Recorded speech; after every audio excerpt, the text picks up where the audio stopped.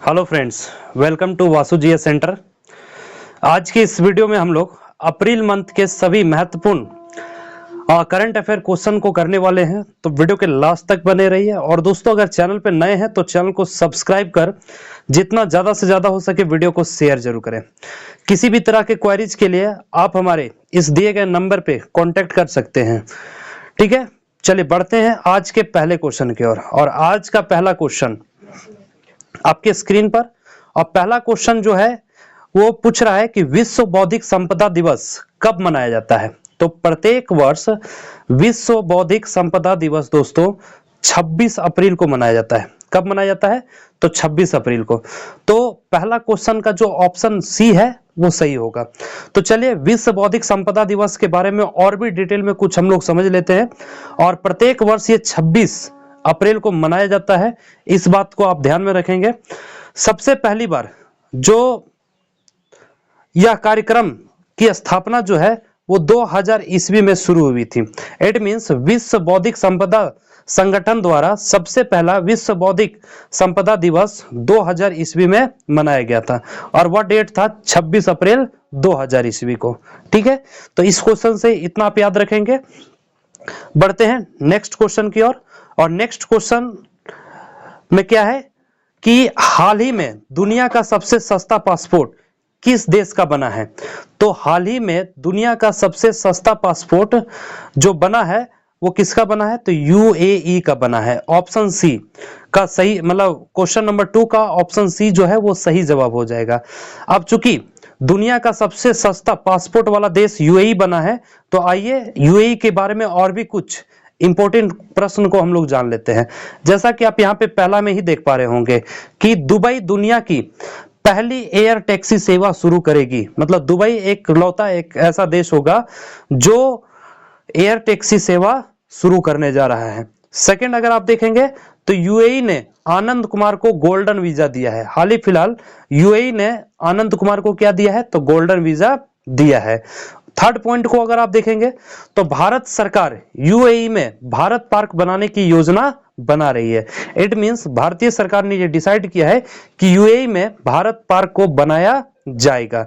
Next point अगर आप देखेंगे यूएई के बारे में, तो भारत और यूएई के बीच डेजर्ट साइक्लोन 2024 सैन्य अभ्यास राजस्थान के थार में आयोजित किया गया।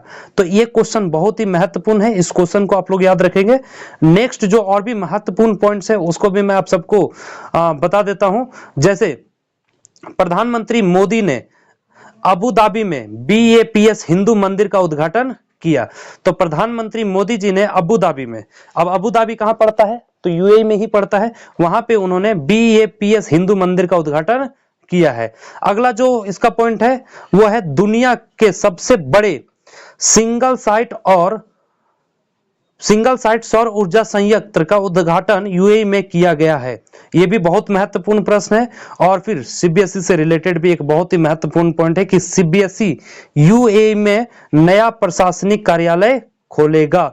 तो सीबीएसई जो है वो यूएई में एक नया प्रशासनिक कार्यालय खोलने जा रहा है। यह भी क्वेश्चन जो है बहुत महत्वपूर्ण होगा। तो क्वेश्चन नंबर 2 से आप लोगों ने इतने सारे पॉइंट्स को समझा। अब बढ़ते हैं नेक्स्ट क्वेश्चन की ओर। और नेक्स्ट क्वेश्चन में पूछ रहा है कि हाल ही में किस देश ने कर्नल एडिसन नेपियो को भारत में अपना पहला रक्षा सलाहकार नियुक्त किया है। तो हाल ही में पपुआ न्यू गिनी नामक का एक देश है। पपुआ न्यू गिनी जो देश है, ये ऑप्शन सी में आपको दिख रहा होगा, देखिए यहाँ पे। तो इन्होंने कर्नल एडिसन नेपियो को भारत में अपना पहला रक्षा सलाहकार नियुक्त किया है। वह देश कौन सा है? Papua New Guinea. अब पपुआ न्यू गिनी के बारे में भी हम लोग बहुत सारे इंपॉर्टेंट फैक्ट्स को जानेंगे। आइए एक एक करके मैं आप सबको समझा देता हूं कि सबसे पहला पॉइंट अगर आप देखेंगे पपुआ न्यू गिनी के बारे में, तो पपुआ न्यू गिनी ने भारत के लिए अपना पहला रक्षा सलाहकार कर्नल एडिसन नेपियो को नियुक्त किया है। ये तो अभी मैंने आप सबको क्वेश्चन में बता दिया। कर्नल एडिसन नेपियो ने भारत में पीएनजी के कार्यवाहक रक्षा बलों के प्रमुख कमोडोर फिलिप पोलेवारा का स्थान लिया है। तो ध्यान रखेंगे, ये नाम आप याद रखेंगे, कमोडोर फिलिप का स्थान इन्होंने लिया है। ये क्वेश्चन जो है बहुत इंपॉर्टेंट हो जाता है, ये पॉइंट्स बहुत इंपॉर्टेंट हो जाता है। चलिए नेक्स्ट पॉइंट की ओर। भारत और पपुआ न्यू गिनी में भारत और पपुआ न्यू गिनी ने 1976 में राजनयिक संबंधों को औपचारिक रूप दिया। ये 1976 ईस्वी में दिया गया था, इसको भी आप लोग याद रखेंगे। चले नेक्स्ट जो पॉइंट है आपका कि कोरोना महामारी के टाइम से रिलेटेड है, ठीक है। तो कोरोना महामारी के समय में आइए कुछ हुआ था वो आपको समझा देते हैं कि कोरोना महामारी के दौरान भारत ने पपुआ न्यू गिनी को 1,31,000 खुराकें भेजी थी। आप सभी को पता है दोस्तों कि 2020 और 21 का जो साल था वहां पे एक बहुत बड़ा आपदा फैला हुआ था पूरे विश्व में, और उस आपदा का नाम था कोरोना। और कोरोना के समय में चूंकि सारे देश एक दूसरे के हेल्प में लगे हुए थे, तो भारत ने भी अपने तरफ से कोरोना महामारी के दरमियान में पपुआ न्यू गिनी को 1,31,000, ये डेटा आप लोग याद रखेंगे, 1,31,000 खुराकें भेजी थी। भारत ने 28 साल पहले 1996 में द्वीप देश पपुआ न्यू गिनी में अपना पहला उच्चायोग खोला था। और भारत 1996 ईस्वी में ही, मतलब 28 साल पहले 1996 ईस्वी में ही अपना पहला उच्चायोग खोला था। इस बात को भी आप ध्यान में रखेंगे। और नेक्स्ट पॉइंट जो है आपका कि Narendra Modi Papua New Guinea की यात्रा करने वाले पहले प्रधानमंत्री हैं। इससे पहले आजादी से लेकर अब तक किसी भी प्रधानमंत्री ने पपुआ न्यू गिनी देश का भ्रमण नहीं किया था, उस देश में नहीं गए थे। नरेंद्र मोदी पहले प्राइम मिनिस्टर हुए जो पपुआ न्यू गिनी का दौरा किए हैं।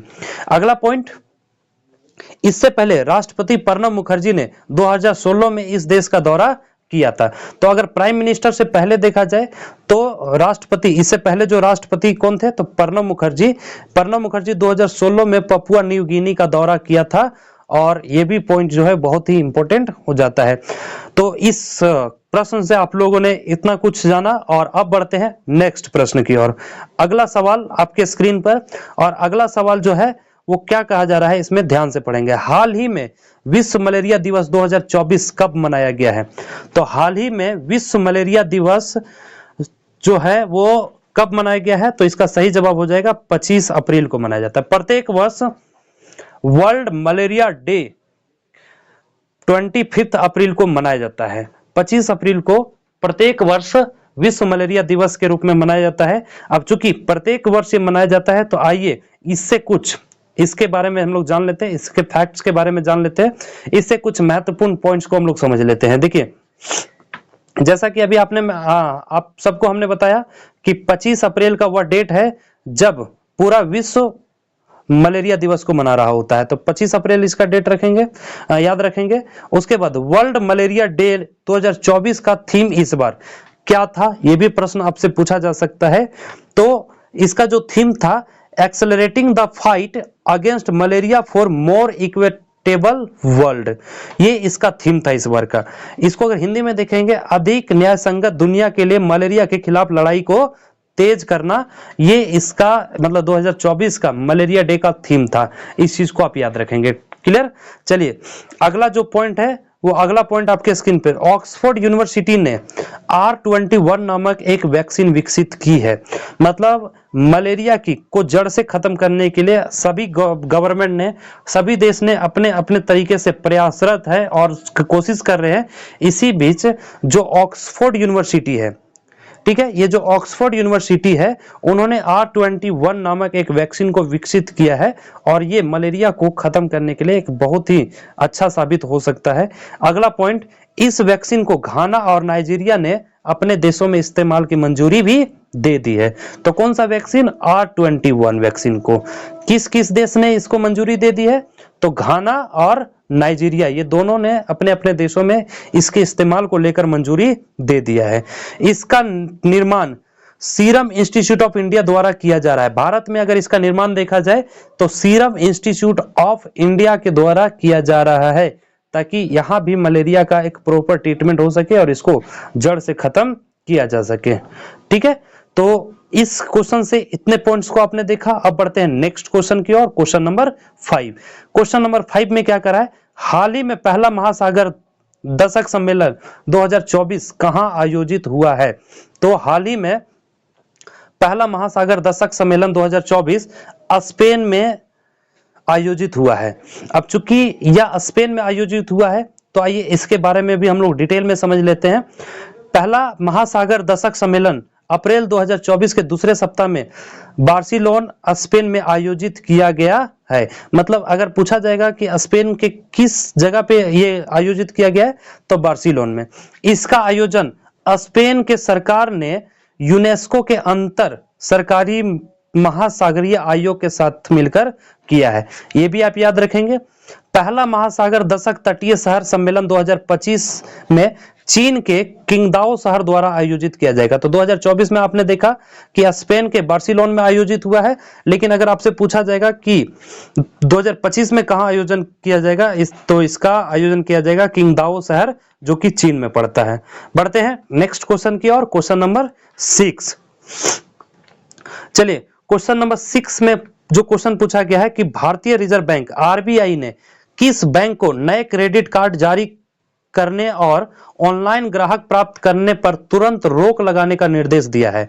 तो आरबीआई ने, आप देख सकते हैं ऑप्शन सी में कोटक महिंद्रा बैंक दिया हुआ है। तो हाल ही फिलहाल आरबीआई ने कोटक महिंद्रा बैंक को नए क्रेडिट कार्ड जारी करने और ऑनलाइन ग्राहक प्राप्त करने पर रोक लगा दिया है। यह बैंक कौन सा है? तो कोटक महिंद्रा बैंक पे रोक लगाया गया है।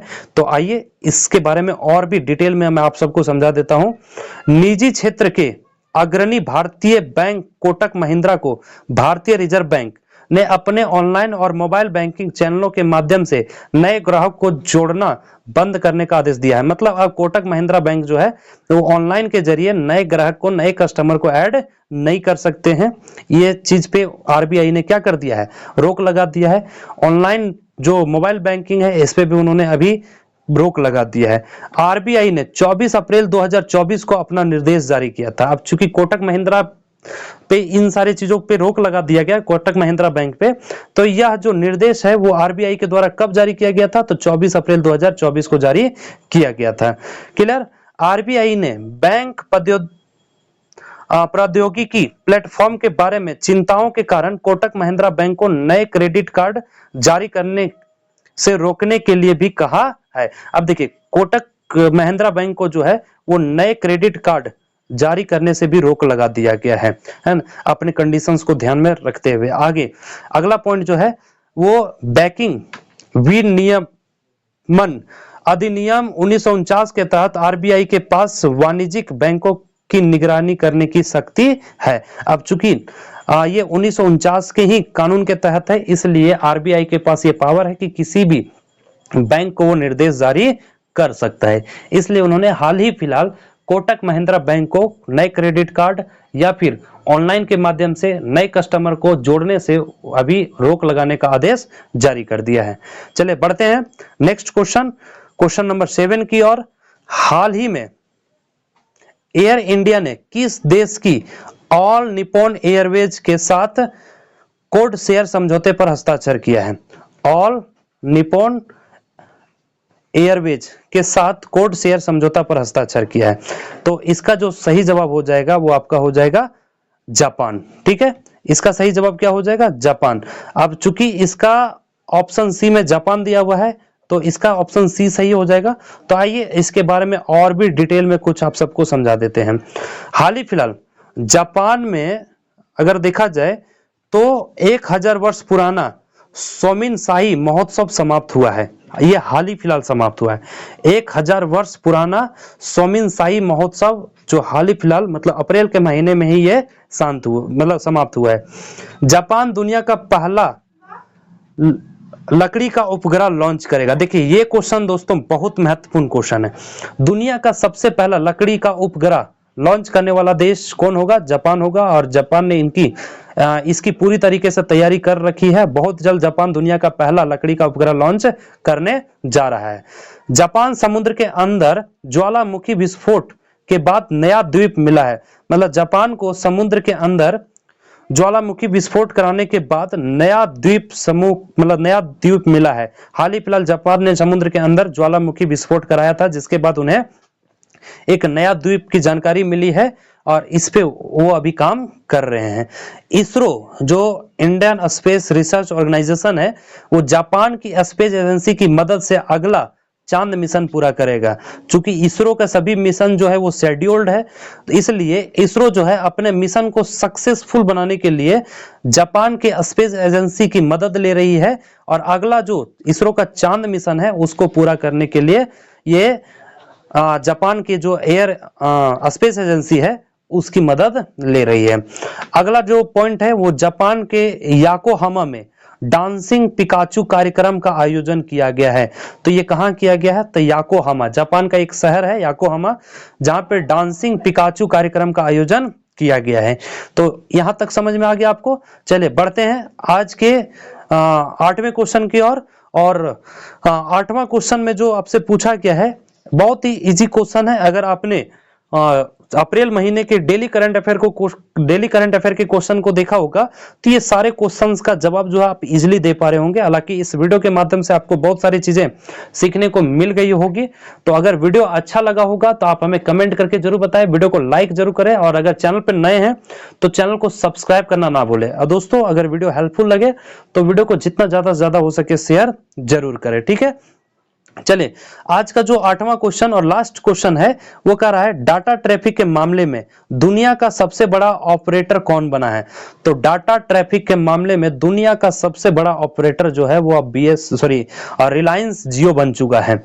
रिलायंस जियो आप जानते हैं कि बहुत तेजी से ये टेलीकम्युनिकेशन के क्षेत्र में वर्क किया है। इस वजह से अप्रैल 2024 के रिपोर्ट के अनुसार डाटा ट्रैफिक के मामले में दुनिया का सबसे बड़ा कंपनी कौन बन गया है? तो रिलायंस जियो बन गया। इसके जो नंबर ऑफ कंज्यूमर है वो भी बहुत सारे हैं, बहुत हैं, करोड़ों की संख्या में लोग इस रिलायंस जियो को यूज कर रहे हैं। चलिए लास्ट जो करंट अफेयर का क्वेश्चन था उसमें हमने आप सबसे क्वेश्चन पूछा था कि हाल ही में आईसीसी मेंस टी20 विश्व कप के ब्रांड एम्बेसडर की घोषणा कर दी गई है। तो मैंने आप सबसे पूछा था कि आईसीसी मेंस टी20 विश्व कप के आईसीसी मेंस टी20 विश्व कप 2024 के ब्रांड एम्बेसडर कौन होंगे?